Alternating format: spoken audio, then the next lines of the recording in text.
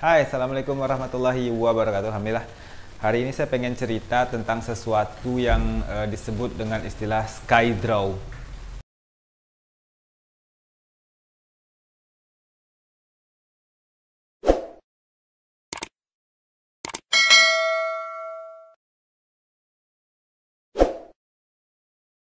Oke, yang pertama tentu saya pengen beritahu dulu skydraw itu apa. Skydraw itu teman-teman kalau kita maknai dalam panahan itu ya adalah ketika kita menarik sebuah busur, itu kita ke atas kan dulu tarik, baru ke bawah.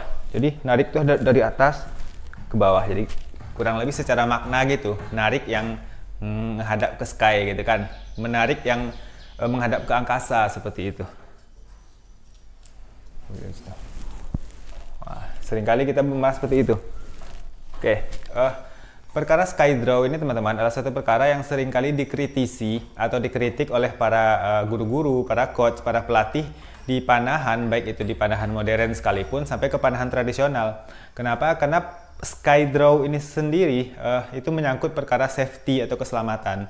Maknanya seperti ini, jika kita menarik ke atas, dalam posisi menarik seperti ini, jika kuncian kita terlepas dan sebagainya, itu ada kemungkinan anak panah akan terlontar gitu loh.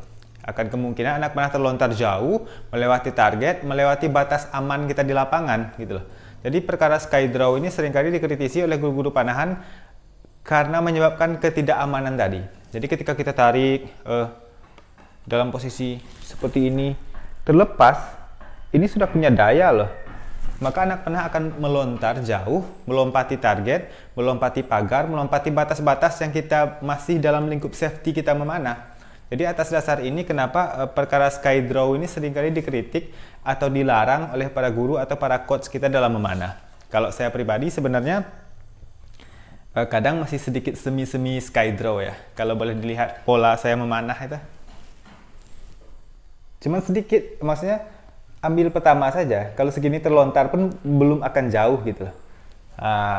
Setelah setengah baru saya lurus. Tapi itu juga sebenarnya tidak baiknya lebih diperbaiki lagi ya. Jadi kalau kita belajar memanah itu safety-nya lagi itu sebenarnya memang hanya lurus saja.